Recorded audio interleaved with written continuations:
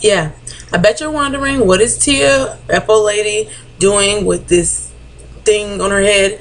My hair is a mess. I have Bantu knots. I'm getting ready for a knot out. They're not neat. I'm coming to you with something educational about how I've educated myself about nutrition. So I felt like I wanted to wear a scholarly hat. That is that. Let's get on with the subject, nutrition. So I've been thinking about food, right? And a lot of people want to know how I is this thing getting higher? I needed to hide this darn hair. Anyways, people are asking me, I don't see how you can do that, and I need to eat this and I need to eat that. Well, I realized that something that clicked on the inside of me when I took the time to learn about nutrition. I actually found out the worth of food and what it is supposed to do. So this is the mindset that I am going to tell you that I have right now. This is my mindset, and if you could try to tap into this, I believe that it will make your journey so much easier. And not only will it make it so much more easier, it will put things into perspective. For me, I didn't realize how to put it into words until here recently, but for me and to me, nutrition, food is fuel for your body.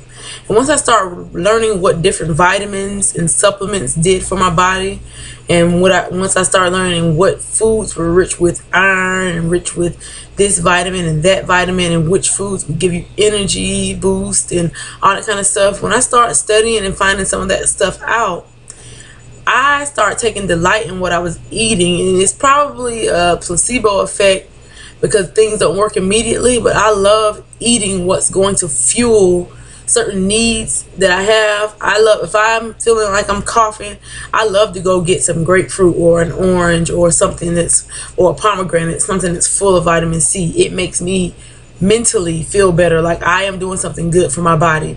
I do like my food to taste good, but on losing over 100 pounds, the things that I have eaten have been things like fish, chicken, lots more broccoli on my plate than meat. Many more. I've carrots, squash, eggplant. I just started experimenting with different vegetables, lentils, different beans. I make a stuffed bell pepper and I won't put the rice in it, even though I do eat brown rice. Sometimes you don't need all the extra carbs and all the extra calories that come with rice. Sometimes for me, rice is a filler to fill a meal, and I don't necessarily need it all the time. So changing all of my ground beef to ground turkey, changing my pork sausage and my pork bacon to turkey bacon and turkey sausage, eating the proper portion size. And what I found out, hey, stop floating, it's floating away. What I found out is, like, the more I ate the right portion size, they tell you to eat 6 times a day. I'm pretty sure some of you have heard you have to eat 6 times a day. You got to get your, it's true. When I wake up in the morning, I get me a bottle of water or a cup of 16 ounces of water, and I'll drink it down. It gets your metabolism started. It's like, hey, we're eating something. Something's coming down. Something's coming down the pipes. It gets the metabolism going. Okay, so I'll do that. And sometimes I will drink apple cider vinegar kind of tea thing that I make, taking like 8 ounces of water and boiling it, and then pouring 2 teaspoons of apple cider vinegar and squeezing half a lemon and drink that. It starts your metabolism to going, and it also helps your body properly bind up fat and release it. It's like a cleanse, a liver cleanse, and all that kind of stuff. Okay, so I will do things like that. Make sure my liquids are on point. The least you're supposed to drink a day is half of your body weight in ounces. So like if you weigh 200 pounds, you need to drink 100 ounces of water a day. So I went and I bought myself one of those big pitchers and I fill it up with water, and mine is 65 ounces, and I'll drink it. I'll drink 2 of those, and I'll drink water with every meal, from like just a cup of water with every meal, and I drink throughout the day. And I exercise, so I need my extra water then. So I end up drinking well above what I need to drink for my weight. Okay, so I told you about the chicken, the vegetables. I started eating like cereals.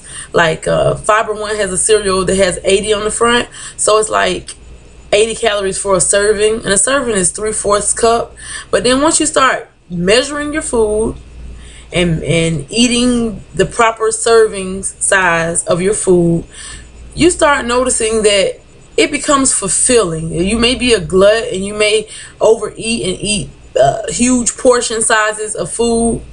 But the thing about it is, once you start eating right, which is, they say eat 6 times a day. Okay, so say for instance, I'll wake up and I drink that water. Okay, I'll wait 30 minutes or at least 15 minutes before I eat, because drinking while you eat slows down your digestive system. It slows down the acids and the digestive juices that you need to digest your food. Drinking while you eat slows that down. So I will drink 30 minutes before I eat or 30 minutes after I eat, instead of sitting there barely chewing your food and guzzling it down with a soda. Trade out all the soda and the juice for some good old-fashioned water. My friend, she really likes that Crystal Light packets or whatever. They are about 20 calories. They're pretty good. When I go out to eat with her, sometimes I'll get one of her packets and I'll drink it, with my food. It's really good for replacing those, that juice and all that kind of stuff like that. Replace that stuff, man. Just, get rid of it. Give it away or something. Get it out of your house. If you know that I'm pretty disciplined. If I say I'm not going to eat something, I'm not going to eat it. But if you know that you have stuff in your house that you cannot resist, don't bring it into your house and get it out of your house. Why tempt yourself in that way? Why tempt yourself in a way that you are sitting out there all day long? Let me show y'all something. These, okay? These almonds have become my just addiction, okay? Totally addicted to almonds. And it doesn't have to be this brand, but I bought these yesterday and they are gone. Did that thing just blink off like I wanted y'all to see those Bantu knots? I'm gonna do a video about that, so y'all just don't be talking about me. Anyway, but at least I feel like I've changed to liking things that have good fat in them, liking things that are good for me and have good nutrition. You know what I'm saying? And everything is good in moderation. And I did not overindulge in these. My caloric count did not exceed I believe it was 1,600 yesterday. Just trying to eat all these dang on almonds. But anyways, pay attention and be for real about what you're eating. If you're gonna sit up there and eat 5 pieces of cake, look up how many calories are possibly in that cake and be a man or a woman about it and say, I just sat up here and ate 3,000 calories worth of cake. And know what you're eating. Don't try and trick yourself into oh, it's not that bad, it's just this, it's just that, before you know it.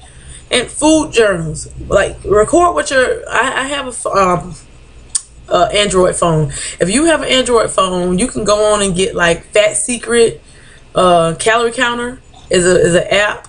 It's great. It like has any food, any name brand, every restaurant you can think of right there in the app. You can type in, Fat Jacks. It's not a real restaurant, I don't think. Maybe it is. I don't know. You can type in Fat Jacks or something like that, and it will just tell you their whole menu and I'll sit there and prepare yourself prepare yourself. I am a Christian. I'm a woman of God. The Bible says, you know, make no provision for your